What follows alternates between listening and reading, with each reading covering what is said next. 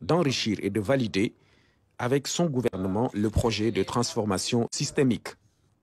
Ce projet collectif, plébiscité par le peuple sénégalais le 24 mars 2024, représente notre vision du Sénégal.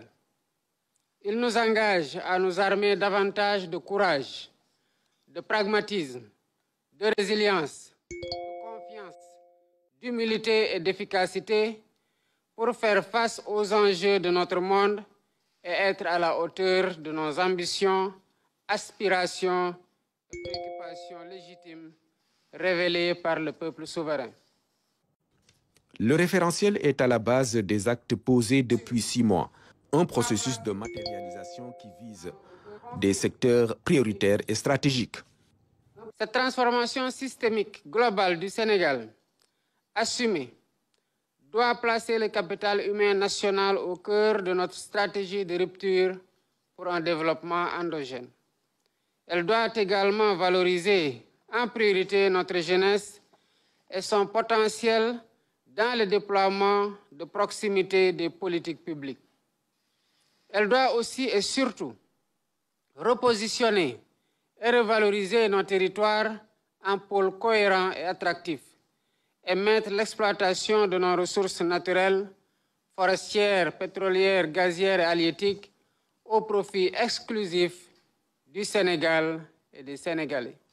La stratégie intègre un diagnostic préalable qui tient compte des exigences de transparence et de bonne gouvernance.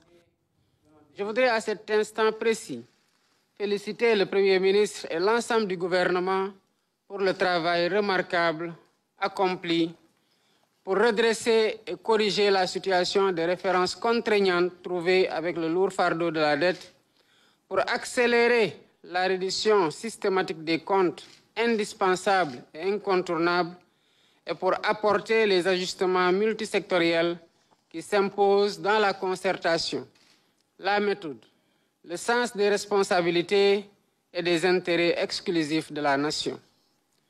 Nous sommes en même temps dans une phase de projection avec une vision claire sur l'avenir du Sénégal à l'horizon 2050.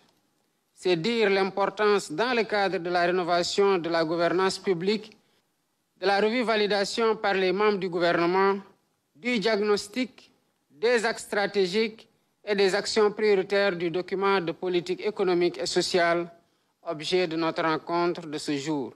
À la veille du lancement officiel de cette vision 2050 pour un Sénégal souverain, juste et prospère, il faut un sursaut individuel et collectif, gage d'une mise en œuvre rapide et efficace.